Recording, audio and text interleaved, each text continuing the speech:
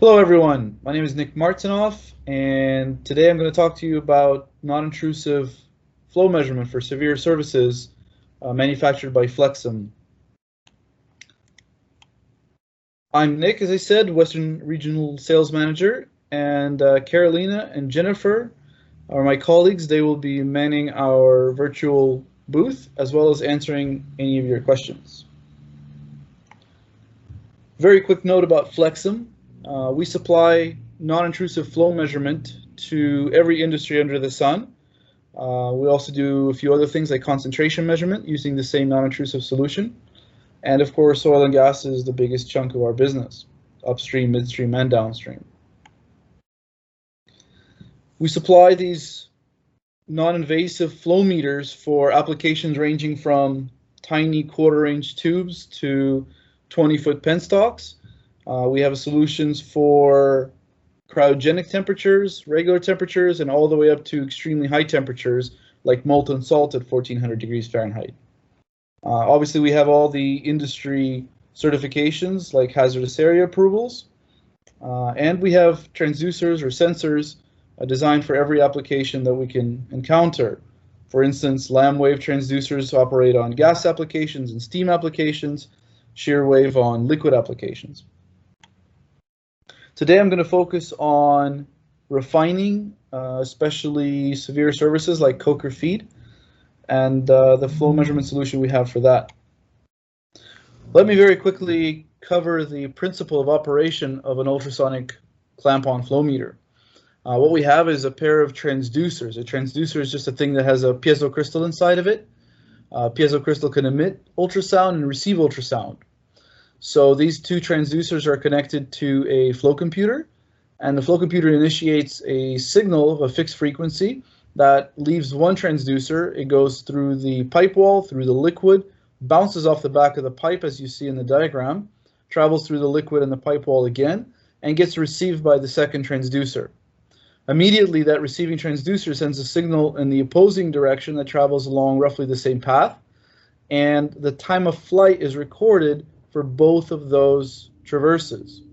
Now, if this was a river and this was you swimming downstream with the river and then upstream with the river, you would swim faster with the flow than against the flow. And the exact same thing happens here, except the time of flight difference is very, very small. That time of flight difference is then used in a trigonometric calculation to estimate the flow velocity through the pipe. Flow velocity is then multiplied by the cross-sectional area of the pipe to arrive at volumetric flow. That's gallons per minute or barrels per day or whatever you need.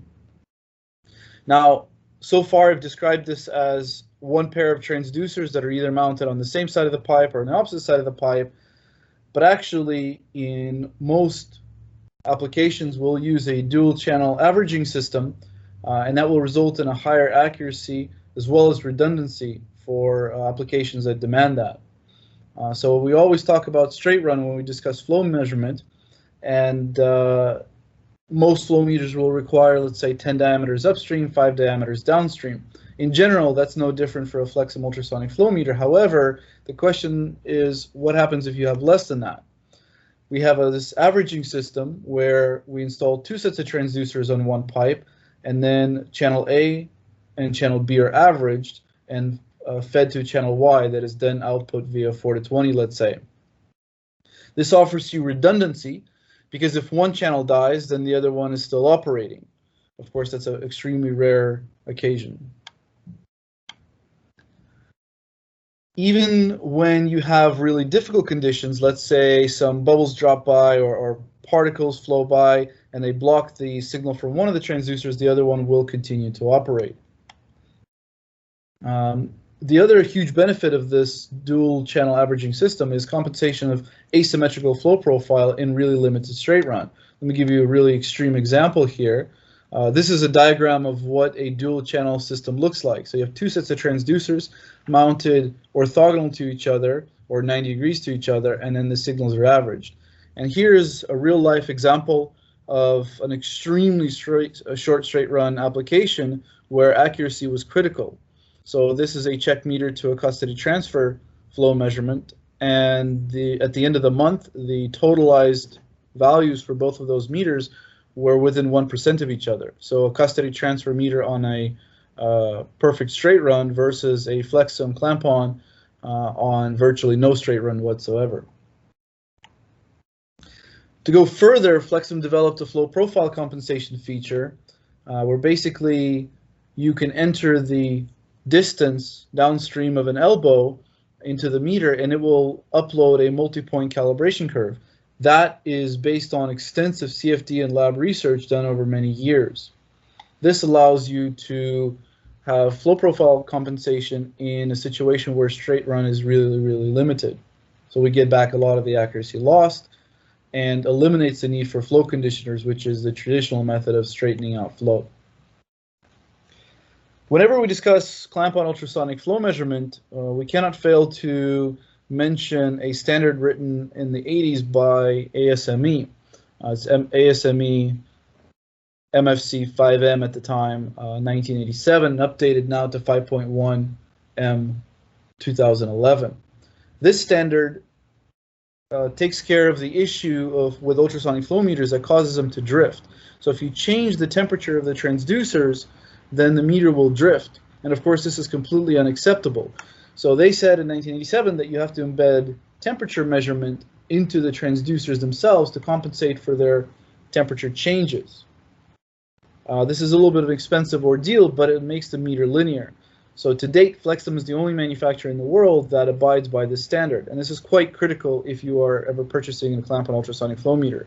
If it doesn't abide by the standard, you will end up with drift. This graph in the upper right-hand corner demonstrates the difference between a FLEXUM ultrasonic flow meter, which is that dark blue line that you can kind of barely see, very straight on the zero, versus a competitor's meter that doesn't have this compensation feature, and you see that in magenta. So there was a 0-point calibration performed during this test, so they both started at 0. There was no flow in this pipe, but overnight the competitor's meter just drifted off. You also see about 10 times as much noise that meter provides. So ASME is quite important in this with this MFC 5M standard, and it allows absolutely unbeatable repeatability. The meter is extremely linear even at ultra low flows. Whenever we talk about flow measurement, we have to talk about accuracy, and all ultrasonic flow meters should be calibrated like other flow meters, and FLEXUM is no different. So we provide NIST traceable calibration certificates with all of our transducers. It's a multi-point wet flow calibration, and is supplied as a standard without any extra charges with our flow measurement devices. Another big problem historically with clamp-on ultrasonic flow meters is that you have to use a coupling grease of some sort to couple the ultrasonic energy from the transducer to the pipe wall. And the problem with grease is it wears away, it dries away, gets washed away, it freezes away. So FLEXUM decided to not use grease for permanent installation, and instead we use solid coupling pads, which go dry between the transducer and the pipe and couple the ultrasonic energy. And these coupling pads are designed to withstand decades of service, even in corrosive environments, and will not deteriorate. So this is a completely permanent solution. If it's an insulated pipe, you install the meter, you insulate over it, and you forget about it for the life of the meter. This is a mounting track that would house those transducers. It can be insulated over or left exposed, as you see in these pictures. This mounting track allows you to line up the transducers and keep them aligned, protect them from movement from, let's say, steel toe boots and people climbing around and machinery running into them. We offer various models of our ultrasonic flow meters. They obviously operate on the same principle, but they are designed for various industries and application ranges. We have a couple of different portable versions, one for the water industry, one for more industrial purposes. We have some lower cost flow measurement devices for municipal industry as well, and then our workhorse, which is the 7 series meter for oil and gas industry, and of course class 1 div 1 explosion proof 8 series. As I said earlier, this technology can cover a huge range of applications. We can start from 1/4-inch tubing for chemical injection applications, up to 22-foot penstocks and still do that non-intrusively. This is an exceptional solution for abrasive and corrosive applications because you eliminate the leak points and wear and tear in your flow measurement device from slurries and strong acids. It's not intrusive, there's no moving parts, there's no exposure to the process. Another fantastic application is any high pressure application, because in this particular case, for instance, you have a 20,000 psi pipe, and what flow measurement device can you stick into the pipe for 20,000 psi? With FLEXUM, you clamp onto the outside, the pressure is irrelevant, and you have flow measurement. We have the ability to cover a tremendous range of flow. So the turn-down ratio on this meter is extreme beyond any other device. We can measure down to 3,000ths of a foot per second flow velocity. So you're talking about drips growing on a faucet. For chemical injection applications, especially offshore, this is really quite critical. Chemical injection on supply lines in the natural gas industry as well, for mercaptan injection, and primarily designed for small tubes. Because it's on the outside of the pipe, once again, pressure, temperature, all those changes are irrelevant. Really exciting development as of fairly recently is FLEXUM's ability to now measure steam. So let me just very quickly cover how that works, because it's slightly different than the transit time technology I described early on. We mount two sets of transducers on a pipe in this single sound path arrangement that we call it. And now, instead of sending a coherent signal between the two, they communicate using noise to basically look at the modulation that takes place when the signal traverses a steam line. So what happens is we call one of them gate A, which is the upstream pair, and then gate B is the downstream pair. And what happens is gate A looks for a modulation pattern in the signal, and then it sends it to channel B, which is gate B, and that channel looks for that very same modulation pattern. Once it sees that pattern, it notes the time that it took for that signal to travel, for that pattern to travel from the upstream gate A to the downstream gate B. Once you have the time of flight for that modulation pattern, you can look at the distance that it covered. Of course, that's programmed into the meter, and you have flow velocity. This is designed for pretty much saturated steam. We can handle a little bit of moisture in the steam as well, but not truly wet steam. It can measure applications all the way down from atmospheric steam, so 14 psi A, all the way up to 1600 psi at 750 degrees. So here's a summary of its capabilities. We can measure, like I said, from atmospheric to high pressure steam.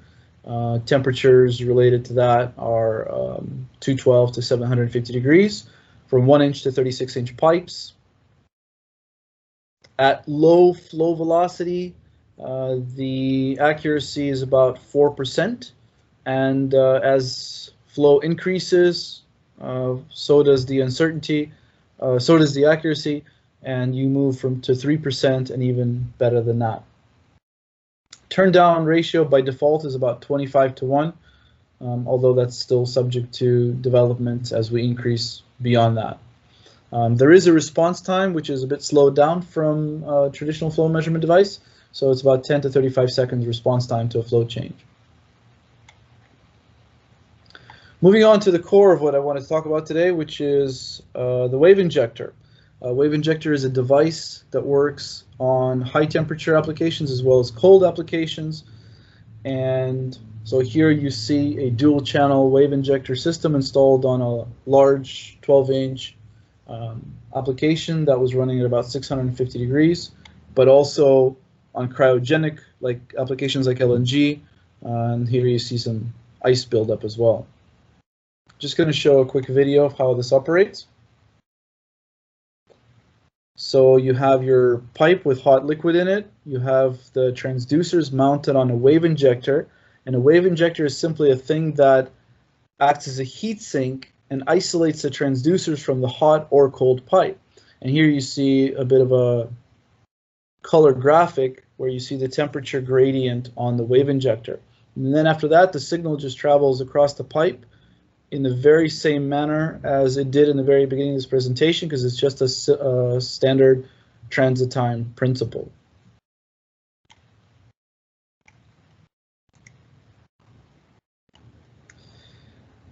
Our devices have SIL2 approval. The big, huge benefit of FLEXIM SIL2 approval over your traditional, let's say, orifice plate or a differential pressure device SIL2 approval is the fact that the SIL covers the entire device. So the electronics in the transmitter, the cables that go to the primary flow element, which is the transducers, as well as the mounting. Whereas in a differential pressure device, it's only the electronics in the DP transmitter that are covered under SIL.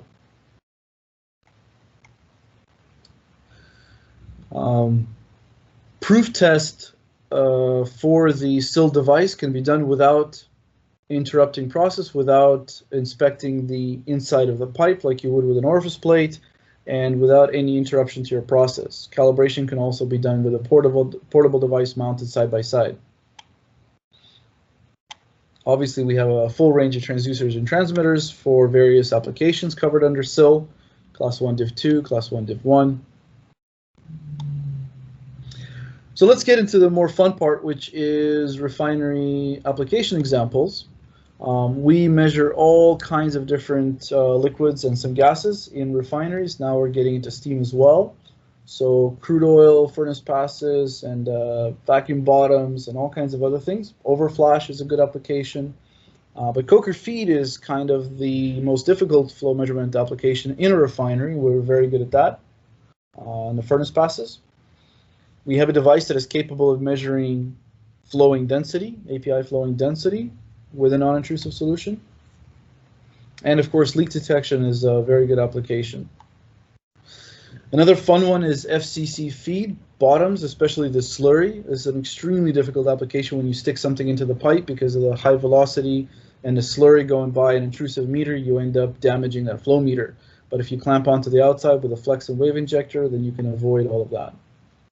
So here's an example of a coker feed, cold feed from tankage.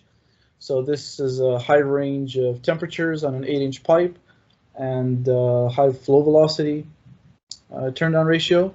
And as you see, it's mounted on the outside. I personally installed this in 2008 and it's still operating today. This is coker feed furnace passes. These are 4-inch lines after headers going into the drums. And of course, we're measuring the main header as well. This is operating at 700 degrees for many, many, many years now. This is one of the oldest wave injectors in North America. It's a fluid bed coker, which is of course quite rare. Operates on a 6-inch line at about 700 degrees. And there's almost no straight run in this one. And yet it's working fantastic, and customers are very happy there. A customer for a while was unsure of the flow rate coming from our meter, so they installed a vortex meter, a short straight run after our device, and it turns out that it was quite close in flow measurement, and then the vortex failed because the coke buildup on the shedder bar, and the FLEXIM continues to operate.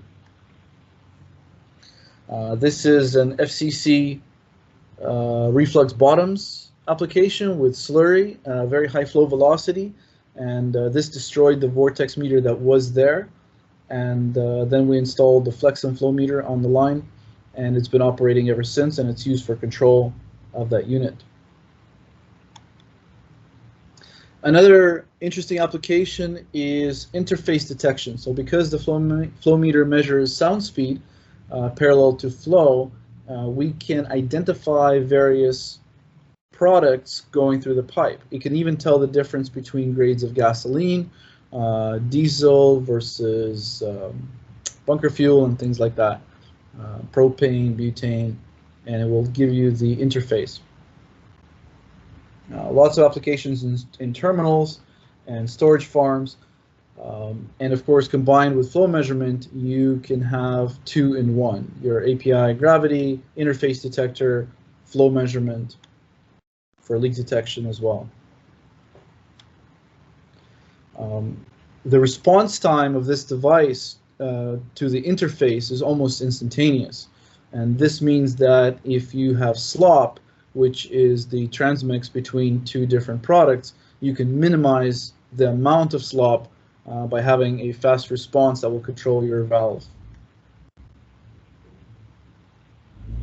Batch tracking in pipelines, of course, is a fantastic application for this device because if there's no pig in between 2 products, then you can use our interface detection to tell you where your interface is. All nowhere, no corrosion. A lot of pipelines are going through remote locations that are hard to get to, and so it's nice to have a device that doesn't fail every now and again because it's on the outside of the pipe. So like I said, it does provide you with flowing API gravity to the tune of accuracy of 1 degree API. And that's all for presentation today. Thank you for your time. Please submit your questions to Jennifer and Carolina.